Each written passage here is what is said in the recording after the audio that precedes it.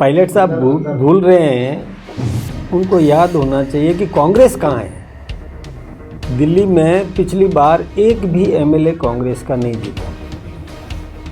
कब ये आम आदमी पार्टी से समझौता कर लेते हैं, कब इनके संबंध बिगड़ जाते हैं। ये बेमेल गठजोड़ पूरे हिंदुस्तान में करते आ रहे हैं। पहले अपने नेतृत्व को समझना चाहिए पायलट साहब को कि उनका जो नेतृत्व है, उनके लीडरशिप जो है वो ढुलमुल है, कभी अपने जो निर्णय पर अडिग नहीं रहती, बदलती जाती है। किस प्रदेश में किसके साथ समझौता करते हैं, फिर उन्हीं से और कुश्ती भी लड़ लेते हैं। तो इसलिए वो अपना घर संभाले, हमारे बारे में नहीं सोचे। ना हमको कोई शीश महल से मतलब है, ना हमें कोई नहीं। हमें जनता की सेवा करनी है और जनता ने भी तय कर लिया है कि दिल्ली में इस बार भारतीय जनता पार्टी को और बहुमत मिलेगा। सरकार भारतीय जनता पार्टी की दिल्ली में बनने जा रही है। मैंने पहले भी कहा था, गुरदास राज जी बिना बॉल के फुटबॉल खेल रहे हैं। बॉल तो है ही नहीं, यूँ ही टांगे मारते रहते हैं, घूमते रहते हैं। तो क्या बोलते हैं उनको खुद को बाद में पता चलता है कि मैंने क्या बोल दिया। बाकी हम कभी भी रेवड़ियाँ बांटने का काम नहीं करते। हम वही काम करते हैं कि आम आदमी को रोजी रोटी मिलना चाहिए, पेट उसका भरना चाहिए, भूखा नहीं रहे। जाट या राजपूत या अदर देन जाट, मैं इसमें नहीं पढ़ता। जातिवाद की राजनीति हम करते नहीं हैं। कांग्रेस के जो पूर्व प्रदेश अध्यक्ष हैं डिप्टी सीएम मिले सचिन पायलट, उन्होंने कहा कि बीजेपी जो है वो दिल्ली चुनाव में कहीं पर भी नहीं है, सिर्फ वो शीश महल और वहाँ तक ही सीमित रह गई है, सिर्फ बयानबाजी करते रहे, उनकी पद धरातल पर कुछ नहीं है। पायलट साहब भूल रहे हैं, उनको याद होना चाहिए कि कांग्रेस कहाँ है।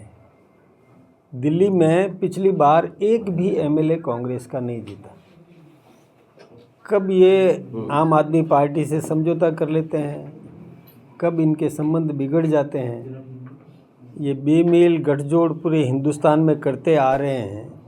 पहले अपने नेतृत्व को समझना चाहिए पायलट साहब को कि उनका जो नेतृत्व है, उनके लीडरशिप जो है वो ढुलमुल है, कभी अपने जो निर्णय पर अडिग नहीं रहती, बदलती जाती है।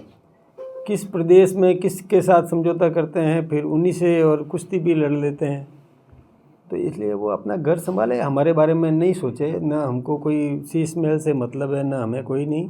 हमें जनता की सेवा करनी है और जनता ने भी तय कर लिया है कि दिल्ली में इस बार भारतीय जनता पार्टी को और बहुमत मिलेगा। सरकार भारतीय जनता पार्टी की दिल्ली में बनने जा रही है। तो देखिए, मुद्दा हमारा एक्चुअली जन सेवा है और हमने जो काम किए हैं वो मुद्दा है। दुनिया में भारत की प्रतिष्ठा देश के प्रधानमंत्री नरेंद्र भाई मोदी जी ने बढ़ाई है और दिल्ली राष्ट्रीय राजधानी है, तो वहाँ पर भी समुचित विकास होना चाहिए। ये मुद्दा मुख्य रूप से रहेगा, विकास। जो हमने काम किए वही मुद्दा है। हमें विपक्ष क्या करता है उससे ज़्यादा मतलब नहीं है। हाँ, देश विरोधी गतिविधियाँ विपक्ष करता है तो फिर नाराज़गी तो स्वाभाविक है, वो कृत्य स्वीकार नहीं है।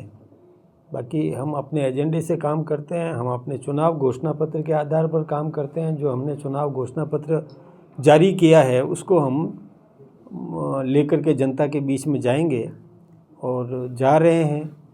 हमने ये प्रयास किया कि जन अपेक्षाओं के अनुरूप हमने उम्मीदवार उतारे हैं जो जनता की सेवा करने के लिए कृत संकल्प है और जनता आशीर्वाद देगी। डोटासरा जी ने कल ये बोला है कि नाथूराम गोडसे के विचारकों को सत्ता से हटाएंगे। देश में नफरत का एजेंडा फैलाने का काम चल रहा है। अभी हम देश में त्याग और मोहब्बत बांटने का काम कर रहे हैं। किसी ने देखिए, ये अब वो मैंने पहले भी कहा था, डोटासरा जी बिना बॉल के फुटबॉल खेल रहे हैं। बॉल तो है ही नहीं, यूँ ही टांगे मारते रहते हैं, घूमते रहते हैं।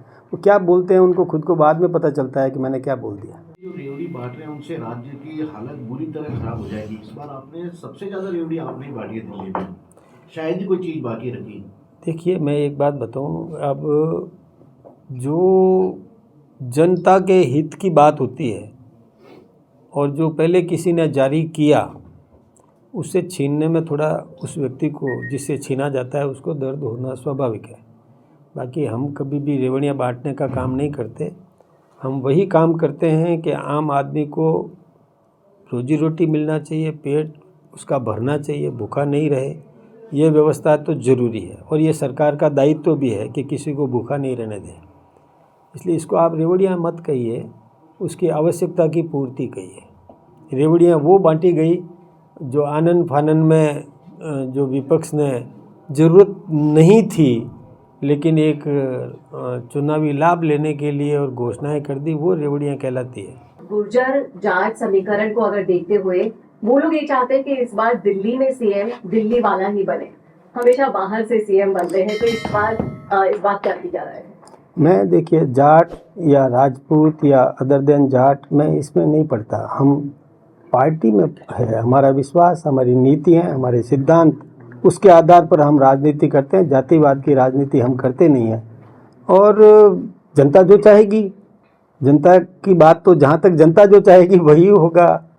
हम लोग अपने विकास के एजेंडे से काम करते हैं, हमें जातिगत राजनीति से हम परहेज करते हैं। और राष्ट्रीय अध्यक्ष जी के लिए अभी इंतजार करना होगा, दिल्ली चुनाव के बाद नाम आएगा। देखिए, चुनाव प्रक्रिया है। अब चुनाव प्रक्रिया में चुनाव जैसे जैसे संपन्न होते जाएंगे और उस हिसाब से राष्ट्रीय अध्यक्ष का भी चुनाव होना है और प्रक्रिया के तहत ही होगा। अब इंतजार तो हम सबको है। मुख्यमंत्री जी और पर हमला किया और साथ में सरकार पर हमला किया। उन्होंने कहा कि दिल्ली से पर्ची आती है और उस पर्ची के आधार पर ही बोलते हैं। मुख्यमंत्री जी एक बार भी मीडिया से रूबरू नहीं हुए, साथ ही जो पर्चे में लिख के दिया जाए वो बोलते हैं। वहीं दूसरी ओर एक पर्ची आती है एक विशेष भवन से, उस भवन से जो पर्ची आती है उसी के आधार पर सरकार काम हो रहे, तबादले हो उसी पर हो रहे हैं, ये उन्होंने आरोप लगाया। देखिए, आरोप लगाना उनका काम है। हम व्यवस्थित रूप से जनता की अपेक्षाओं के अनुरूप काम कर रहे हैं। कोई पर्ची वाली बात, अब वो उनको पता नहीं कहाँ से क्या लगता है, ये उनके क्या सोर्स है, ये तो वही बता सकते हैं। मैं तो यही कहूँगा कि हम तो सही ढंग से और समायोजन का काम करते हैं, अच्छा काम कर रहे हैं, आशीर्वाद ले रहे हैं, सफलता भी मिल रही है। ये विकास प्राथमिकता है और भाटी जी शायद ये नहीं समझ पा रहे हैं कि वहाँ पर यदि जो ये ऊर्जा के क्षेत्र में या और किसी भी क्षेत्र में विकास हो रहा है तो उसका लाभ आम नागरिक को मिलेगा। इस विषय को उन्हें गंभीरता से समझना चाहिए और सरकार के काम में रोड़े नहीं अटकाना चाहिए। राजनीति करे, राजनीति का समय आए तब राजनीति करे, बाकी समय में विकास में सहयोग करे और विशेष रूप से उस क्षेत्र में विकास होता है। आप देखिए कि वहाँ पर यदि औद्योगिक विकास होगा, किसी भी प्रकार का विकास होगा तो आम आदमी को रोज़गार मिलेगा। वो टैक्सियाँ भी चलेगी, होटलें भी चलेगी, ढाबे भी चलेंगे, लोगों को छोटी मोटी दुकानें भी चलेगी, उनको भी आमदनी होगी। पर्यटन यदि विकसित होता है तो भी आमदनी होगी। तो ये सब चीज़ें समझना चाहिए कि उस क्षेत्र के नागरिकों का हित इसमें हो। मैं सोचता हूँ कि रविंद्र सिंह जी राजनीति ज़्यादा कर रहे हैं, जन सेवा के प्रति समर्पित नहीं है। वो पहले विधायक बने, हमारी पार्टी से विद्रोह करके विधायक बने, विधायक बन गए तो बनने के बाद उस जनता की सेवा करना चाहिए था। तुरंत अति उत्साह में लोकसभा का चुनाव लड़ लिया तो उस जनता के प्रति क्या किया उन्होंने? वो यदि हमारे साथ मिल करके काम करते तो उस जनता की भलाई कर सकते थे, लेकिन फिर लोकसभा का चुनाव लड़ लिया तो उस जनता को तो छोड़ दिया। ये ठीक बात नहीं है। जब जनता ने चुना है तो जनता के अभावों को मिटाने के लिए सरकार का सहयोग ले और विकास करवाए, ये ज़रूरी है, बाधक नहीं बनना चाहिए। कई मुद्दों को लेकर विपक्ष हमलावर है, पहले ही कह चुका है, चाहे ऐसा भर्ती परीक्षा हो आपको घेरेंगे, चाहे जिले आपने कम के स्कूल में घेरेंगे। और पिछली बार एक तस्वीर जो देखने को मिली, क्योंकि आपके अधिकतर विधायक नए हैं, उनको संसदीय कार्यप्रणाली का अनुभव बहुत ज़्यादा है नहीं, कई मंत्रियों को भी अनुभव नहीं है, तो कई बार आपकी सरकार को बैकफुट पर आना पड़ा। क्या इसके लिए सरकार पहले तैयार है कि ऐसी तस्वीर विधानसभा में दोबारा देखने को मिले? देखिए, नया व्यक्ति होता है, लेकिन अब तो 1 साल हो गया, सब पारंगत है, सब समझदार है, सब होशियार है और विपक्ष का दायित्व करेगा। हम सत्ता का काम करेंगे। विपक्ष हमलावर होगा तो हम मुकाबला करेंगे, जवाब देंगे। इसमें क्या दिक्कत की बात है? विपक्ष हो या डोटासरा जी हो, हर कोई हमलावर है किरोड़ी लाल जी के ऊपर, पार्टी के ऊपर, कि या तो उनका इस्तीफा स्वीकार क्यों नहीं हुआ है, उसके क्या कारण है, और अगर किरोड़ी लाल जी बार बार इतना परेशान है तो पार्टी छोड़ क्यों नहीं देते। और किरोड़ी लाल जी का ही एक व्हाट्सएप ग्रुप बनाया, उसमें सीएम के गंगा स्नान को लेके भी कुछ मीम्स वगैरह आए थे। उनको अपना घर संभालना चाहिए। हम अपना घर संभाल रहे हैं और हमारी पार्टी के वरिष्ठ नेता हैं और हमारे मंत्री हैं। किरोड़ी लाल जी। जो विपक्ष बोलता है ना, विपक्ष अपना घर तो देख ले, उनके घर में क्या हो रहा है, वो दूसरे के घर में ताक झांक करना अच्छी आदत नहीं है। अब जहाँ 5 बच्चे हैं और 5 अध्यापक है, तो आप विचार करिए, उसका समायोजन किया है, स्कूल है वो, लेकिन दूसरी स्कूल में समायोजन किया है, इसको बंद करना नहीं कह सकते। बच्चों की संख्या तो चाहिए ना वहाँ, तो बाहर जब मतलब संख्या यदि पर्याप्त हो जाए तो वापस हो जाएगा।